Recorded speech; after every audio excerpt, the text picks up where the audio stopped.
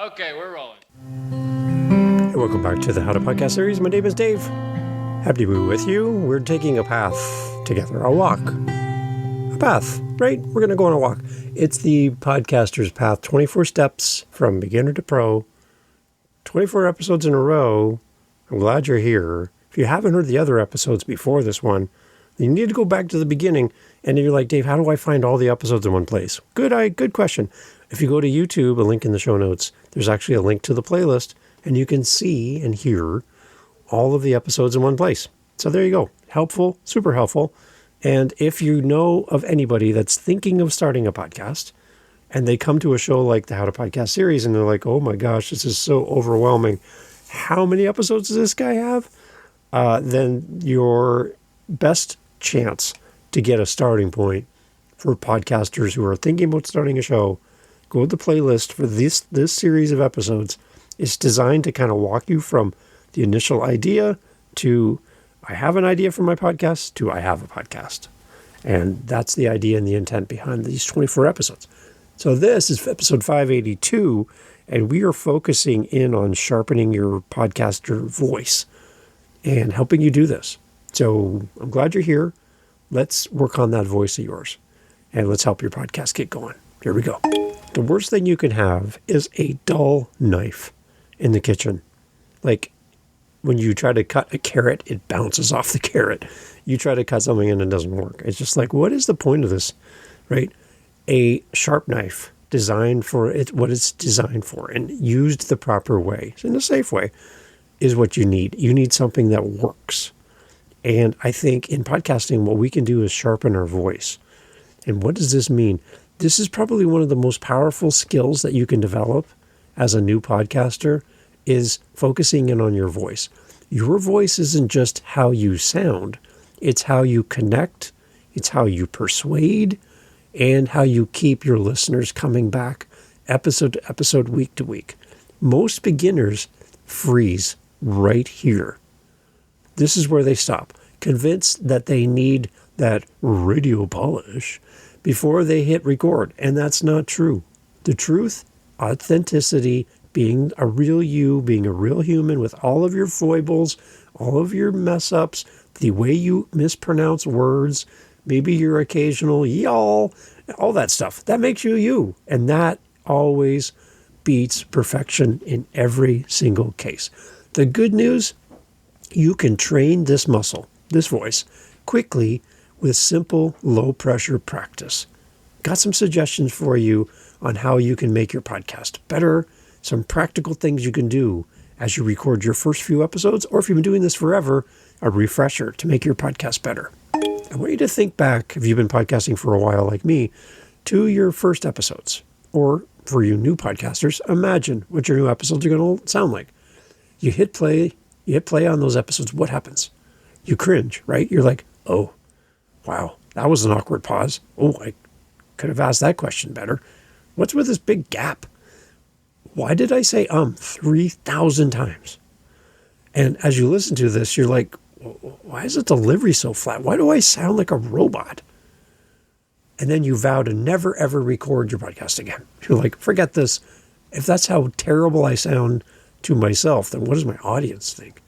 Who would ever listen to this? Every podcaster's journey starts right there. Listening back isn't a punishment. It's your personal highlight reel of your improvement, that you're making progress. Progress is hard to measure episode to episode. It's really hard to know if you're improving. But as you go back in time and as you get points of reference to how you were and how you are, then you're like, wow, I am improving. You already come so much further than you think. Keep that in mind. I want to break down 4 pillars on how to have a magnetic podcaster voice. And this isn't putting on a fake voice. This is how to improve and build on the voice you have. So the first is your cadence. When we talk cadence, think of rhythm. Think of a drummer, right? The heartbeat of a song. Your cadence is that pace that keeps your listeners hooked. When you speak too fast, you sound frantic. And when you speak too slow, people start to tune out because they get bored. There needs to be some ebbs and flows, some variety, up a little bit faster, a little bit slower. People like that back and forth. And remember, we don't have the advantage of having a visual component to an audio podcast. You can't see that I'm waving my hands right now, but I am, because I'm speaking and I want to emphasize something. So I'm throwing my hand towards the screen. As I say the thing, I'm using my hands. And I'm then trying to replicate that with my voice so that it brings across when I'm making a point or when I'm highlighting something. Instead of just reading a script to you, I'm talking to you as if I would if we were at a coffee shop, hanging out. When I work with podcasters setting up their show and getting them comfortable on the mic, I get them to practice a conversational speed. Not how they would talk on stage in front of 1,000 people, because you automatically talk a little faster because you're nervous, but how you talk around the kitchen table at dinner with your family and friends. That's the speed I'm looking for. I'm looking for that feel, not something that feels forced, rushed. I don't want to have you sound like you're running down a hill at full speed, trying to have a conversation at the same time. That doesn't work. That actually builds anxiety for your audience. There are podcasts about podcasting where I have to turn the host down in speed because they are so fast. I don't even know how they can get that many words out. So I'm actually dialing that podcaster back and slowing them down so I can actually understand what they're saying, because my heart starts to race. I feel nervous around them. They have great content, but they just got to slow the heck down. Aim for that conversational speed. Picture telling this story that you're going to share on your podcast to a friend over coffee, and then vary your sentence length as well. There's a key point right there. Don't have 35-word sentences. Have short sentences, have long sentences. Break them up. Short punches to emphasize something, and maybe long arcs to create build-up and anticipate something. But have some cadence, some gallop, some rhythm to what you do. And then the next part, we've touched on this already, but if you haven't heard this part already, your podcast needs to you need to set the tone for your show. Tone could be equivalent to your emotional color. Think of all the crayons, and for all these people in some states, they're like, I don't know how you say it. Crayon? Crown? You say it funny. It's interesting. I might say it funny. You might say it right. I don't know. But think of all the different colors that are available to you in your markers. There, I'll use that instead. In your markers. There's a lot of different choices to pick from, right? Use the tone of your show to be emotional color. Are you curious, fired up, reflective, or warm? A different color comes to mind when you hear those words. Match your tone to your content. A gear recommendation needs practical energy. A personal failure story calls for some vulnerability. The goal isn't deep movie trailer voice person. It's supposed to be you, but amplified. Not you bored on your couch on Saturday afternoon with nothing to do, but you amplified. I tell people that when I come to the mic as an introvert, I have to turn up the dial just a little bit to be a little bit more engaging than my normal resting state. Otherwise, you probably would just tune me out completely. So I turn up the Dave dial just a little bit. I'm not faking it, but I'm a little bit more than I would be on my own in a place where I don't know people. Put it that way. Listeners bond with humans, not radio announcers. Keep that in mind. Your podcast is not radio. It's a podcast. And also, the other big advantage we have as podcasters is the power of the pause. If silence is golden, it's also a secret weapon that you can use to change the context of the show, to make people sit up and pay attention. Silence is amazing.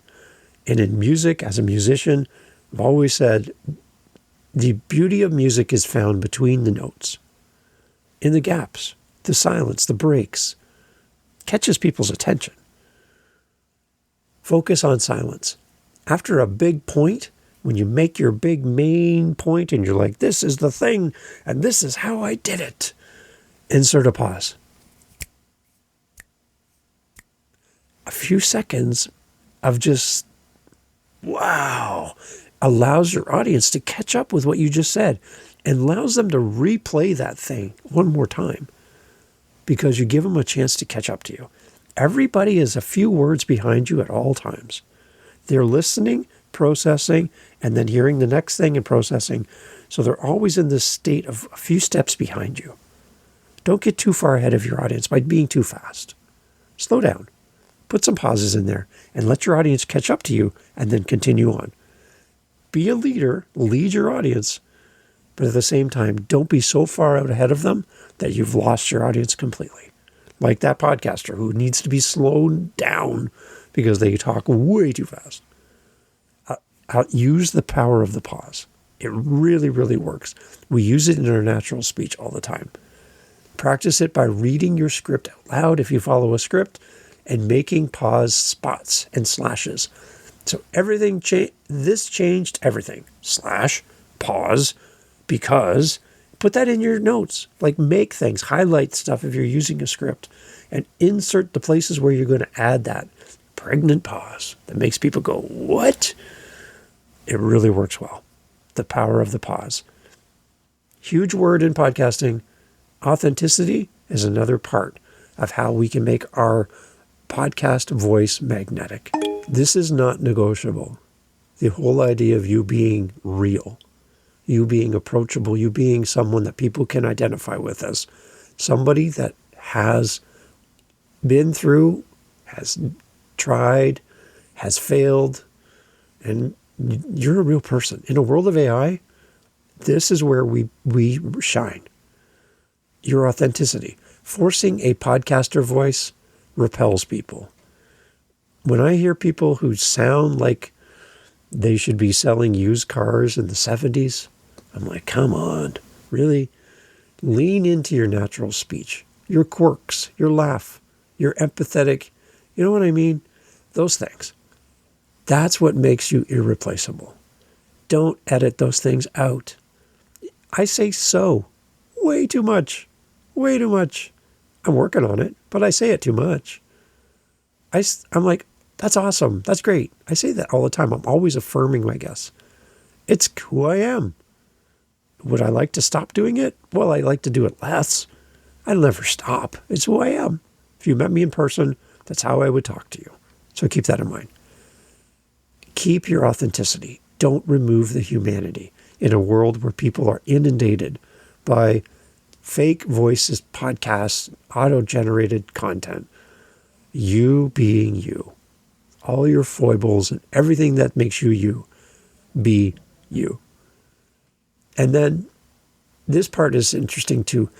How you can practice without pressure to develop that magnetic podcaster voice. I want you to focus on the low stakes, the reps that build skills fast.